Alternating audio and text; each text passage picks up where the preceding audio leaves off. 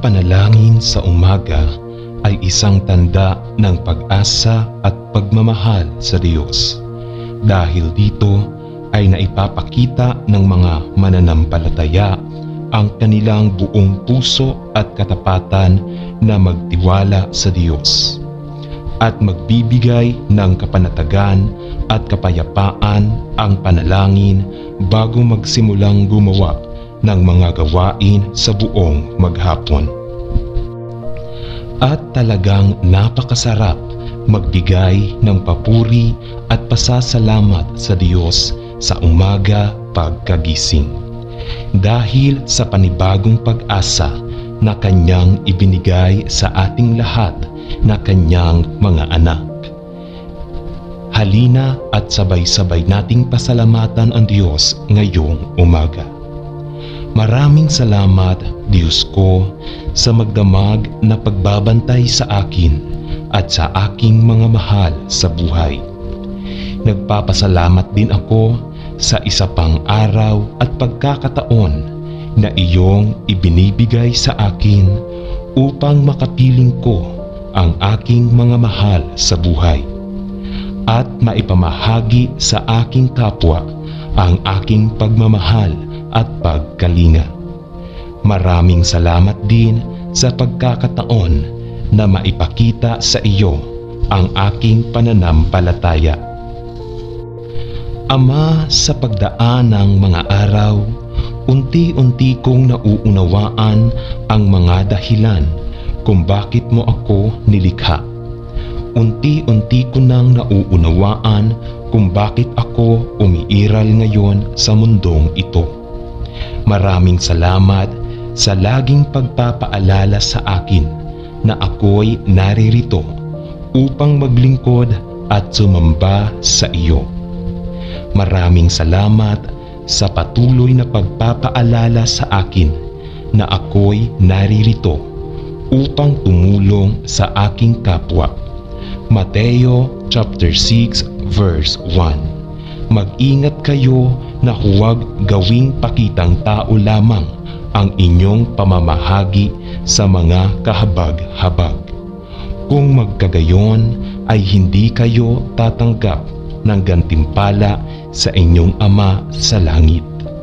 Patawarin mo naman ako, Ama, sa mga kasalanang aking nagawa at nagagawa. Patawarin mo ako sa aking mga pagkukulang, sa aking mga mahal sa buhay, sa pag-iimbot ng aking kaloobang sa aking kapwa-tao. Sa mga masasamang diwang bigla na lamang pumapasok sa aking isipan, sa mga pagsisinungaling na nagagawa ng aking dila, sa mga pita ng laman ng aking mga mata, sa mga malimit sa paglimot sa aking mga pangako. Awit chapter 51 verse 1. Ako'y kaawaan o mahal kong Diyos, sang-ayon sa iyong kagandahang loob. Mga kasalanan ko'y iyong pawiin, ayon din sa iyong pag-ibig sa akin. Inihihingi ko ng kapatawaran ang lahat ng aking pagsalansang. Ako'y maliit na alipin, gawaran mo ako kahit katiting na kalakasan upang labanan ang mga tuksong ito.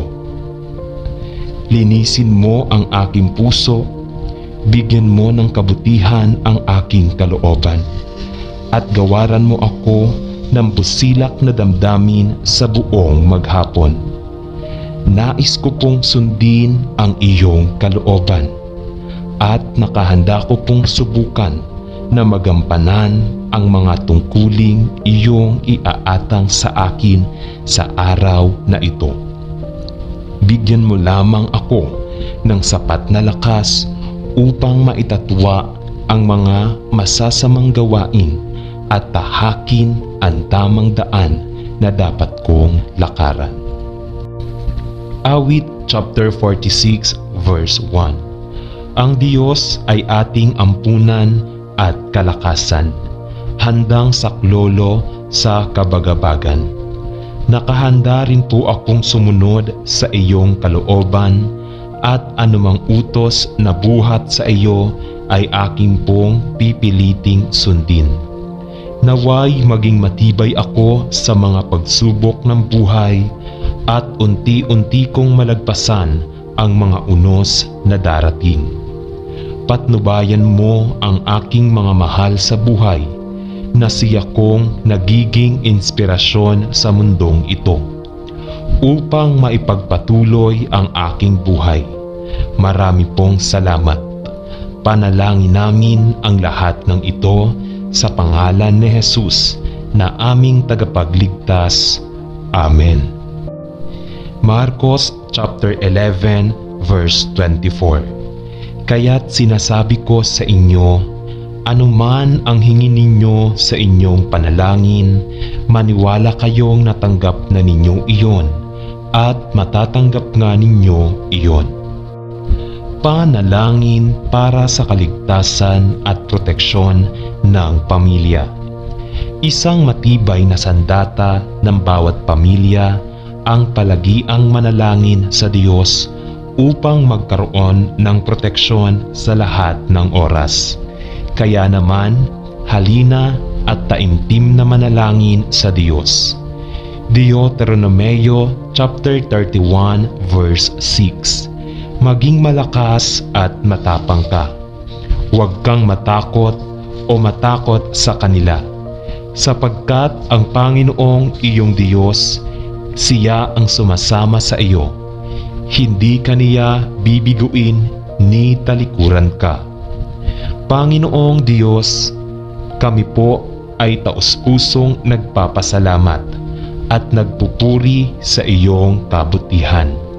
Nagpapasalamat din kami sa mga biyayang ipinagkakaloob ninyo sa patuloy na pagpapala sa aming pamilya, sa mga sambahayan at sa aming kapisanan sa araw-araw.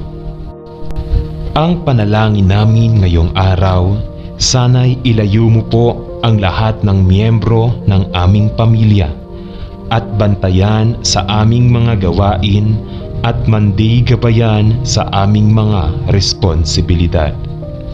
Awit chapter 145 verse 18. Ang Panginoon ay malapit sa lahat ng tumatawag sa Kanya, sa lahat na tumatawag sa Kanya ng katotohanan. Panginoon, maraming salamat po sa isa na namang araw na ipinagkaloob ninyo sa aming pamilya. Hiling po namin na basbasan mo at pakabanalin ang aming tahanan at ang lahat ng dito ay naninirahan. At sa maraming biyaya at grasyang aming tinatanggap, pati sa mga halimbawang ipinapakita sa amin ng banal na mag-anak, ang aming taus-pusong pasasalamat. Awit chapter 46 verse 1. Ang Diyos ang ating kanlungan at lakas, isang naroroon na tulong sa problema. Filipos chapter 4 verse 13. Magagawa ko ang lahat ng mga bagay sa pamamagitan ni Kristo na nagpapatibay sa akin. Panginoon, itinataas po namin sa inyo ang lahat ng aming mga pagsubok, maging ang aming mga kaligayahan, upang ang aming tahanan ay maging dambana ng kapayapaan, kalinisan, pag-ibig, paggawa at pananampalataya. Ingatan mo po at basbasan ang bawat isa sa amin sa lahat ng uri ng tukso, panganib, kalamidad at sakuna. Jesus, tunghayan nawa ng inyong pusong mahabagin ang lahat ng mag-anak sa buong mundo. Ipagkaloob po ninyo sa amin ang biyaya at grasya na maging mabuting mga ama at ina. Pakabanalin at gawing masunurin ang aming mga anak upang ang tahanan dito sa lupa ay maging larawan ng tahanang puno ng kaligayahan at pagmamahalang tahanan na inyong inihahanda para sa aming lahat. Maraming salamat po. 1 Thessalonica chapter 5 verse 16 to 18. Magalak kayo magpakailanman, manalangin ng walang tigil, sa lahat ng bagay magpasalamat, sapagkat ito ang kalooban ng Diyos kay Kristo Jesus tungkol sa iyo.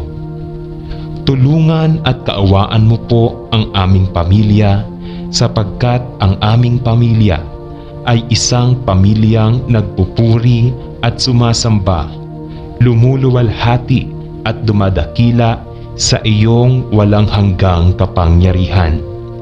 Kami po ay nananalig at sumasampalataya na kami po ay iyong diringgin sa aming mga panalangin. Dasal namin ito sa iyong harapan at sa harapan ng iyong anak na si Jesus at sa Espiritu Santo. Amen. Isang panalangin ng pasasalamat. Napakainam na maglaan ng panalangin na may pagpapasalamat sa Diyos, dahil siya ay gumagawa ng mga magagandang bagay sa ating buhay. Kaya naman, halina at buong pusong manalangin sa Diyos. Mga galak kayong lagi, magsipanalangin kayong walang patid. Sa lahat ng mga bagay ay magpasalamat kayo, sapagkat ito ang kalooban ng Diyos kay Kristo tungkol sa inyo. 1 Thessalonica chapter 5 verse 16 to 18. O Diyos, ikaw ay mabuti, at ang pag-ibig mong hindi nagmamaliw ay magpakailanman. Sa pinakamahirap na panahon man, may dahilan ako upang sambahin ka. Salamat sa pagbibigay mo sa akin ng katagumpayan at masaganang buhay kay Heso Kristo. Bagamat hindi ako karapat-dapat, ibinubuhos mo sa akin ang walang hanggang pasubaling pag-ibig at kapatawaran. Kaya't anuman ang mangyayari sa hinaharap, sisigaw ako ng may kagalakan dahil kasama kita. Inaaliw mo ako at pinagpapala sa harap ng aking mga kaaway. Walang makahahambing sa iyo at walang sandatang maaaring sumalansang sa iyo. Sa lahat ng bagay, ako'y higit pa sa mapagtagumpay sa pamamagitan mo. Maluwalhati ka sa pamamagitan ko, O Diyos. Nawa ang mga salita ng aking bibig at pagbubulay ng aking puso ay papurihan ang iyong pangalan. Nais kong ang buhay ko ay magbigay kapurihan sa iyo. Sa pangalan ni Jesus. Amen. Mga Hebreo chapter 11 verse 6. At kung walang pananampalataya, ay hindi maaaring maging kalugod-lugod sa Kanya, sapagkat ang lumalapit sa Diyos ay dapat sumampalatayang may Diyos, at siya ang tagapagbigay ganti sa mga sa Kanya'y nagsisihanap. Panalangin sa pagaling at kapayapaan.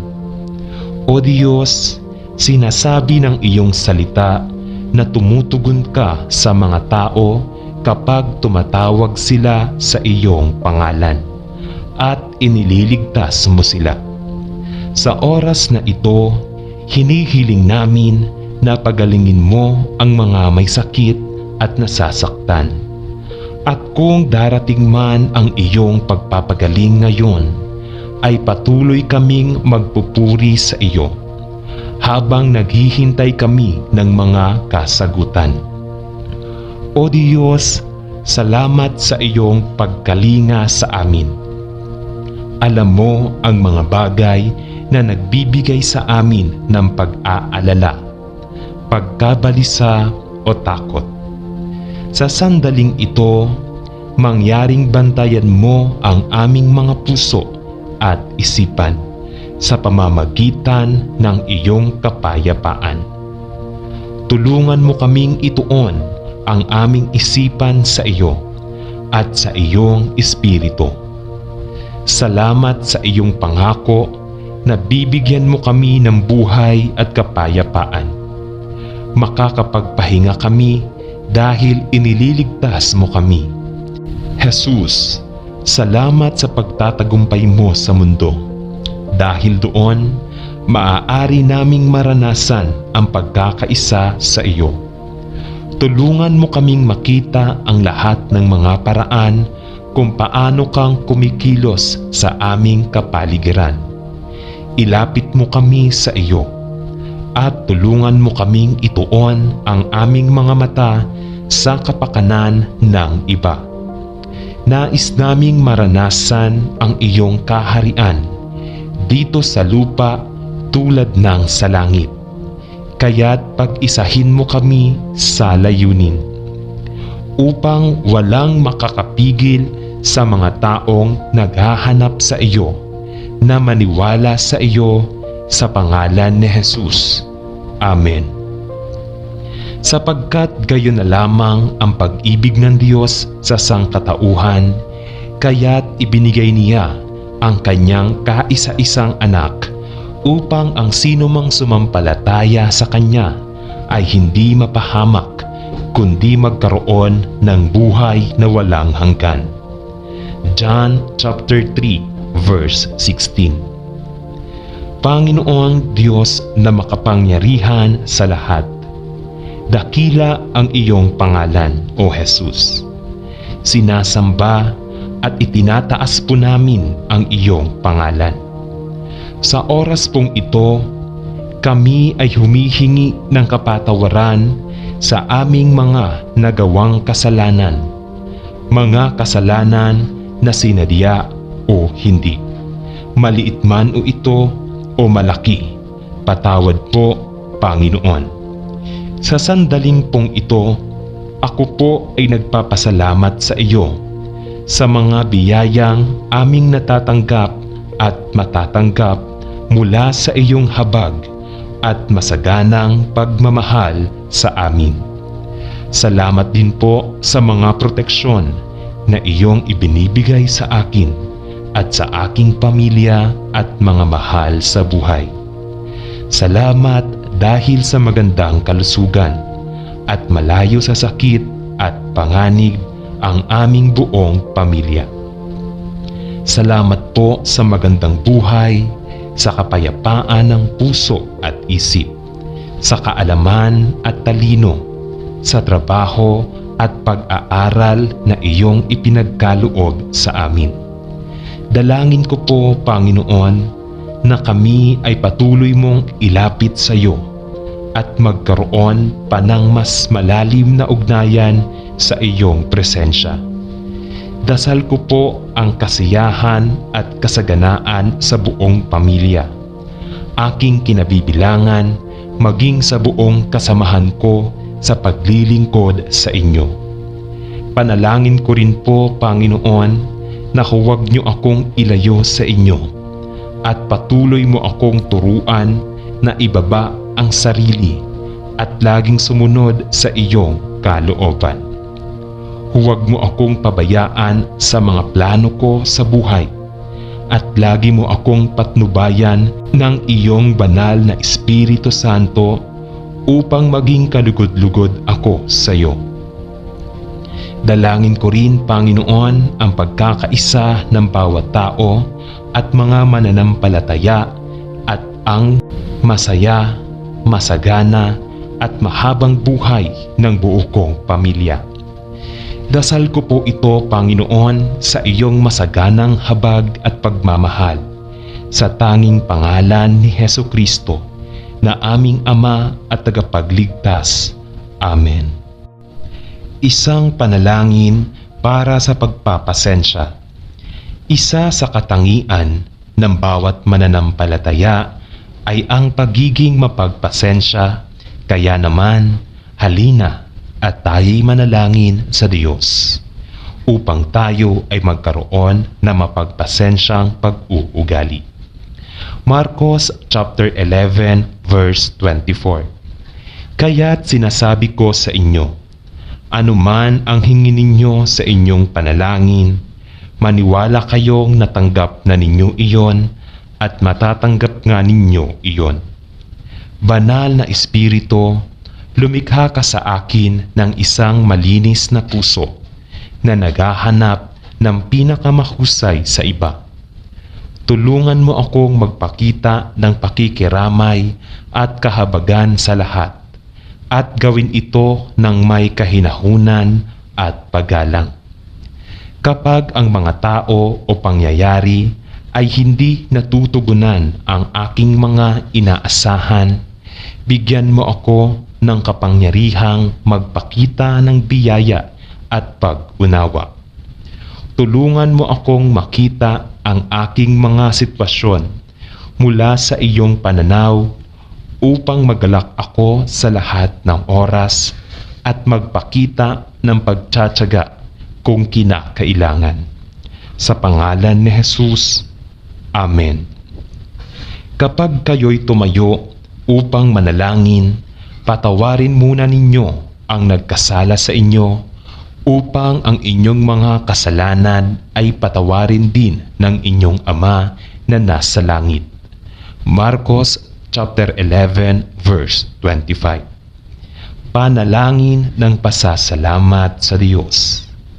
Amang Diyos na makapangyarihan sa lahat, sinasamba, pinupuri at itinataas po namin ang iyong pangalan o Panginoong Jesus.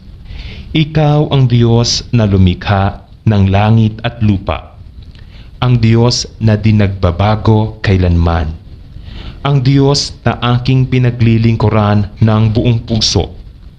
Panginoon, ako po ay nagpapasalamat ng taos sa aking puso dahil ako ay binigyan mo pa ng panibagong taon na puno ng pag-asa at proteksyon.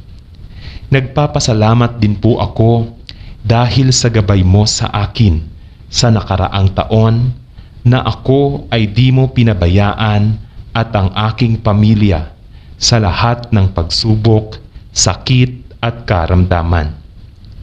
Nagpapasalamat din po ako, Panginoon, dahil sa iyong biyayang walang humpay na pagpapala sa aking buhay at pamilya. Dalangin ko, Panginoon, na patawarin mo ako sa aking mga pagkukulang at mga nagawang kasalanan sa isip, sa salita, sa gawa, sa nakikita at nararamdaman.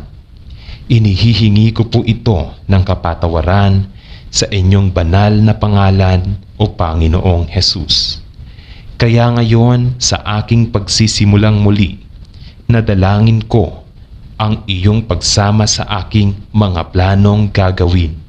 Ikaw ang manguna at gumabay sa lahat ng aking plano sa buhay at maging sa aking pamilya. Dalangin ko, Panginoon, ang katagumpayan sa aking trabaho, sa aking negosyo, sa aking pamilya at hanap buhay. Dasal ko rin po, Panginoon, ang malusog na pangangatawan ng aking pamilya at mga mahal sa buhay. Ilayo mo po sa sakit at karamdaman sa taong ito ang aking pamilya at huwag mo po kaming pabayaang magkasala at malayo sa plano mo o Panginoon. Panalangin ko po ito sa tanging pangalan ni Jesus na aking Diyos at tagapagligtas. Amen.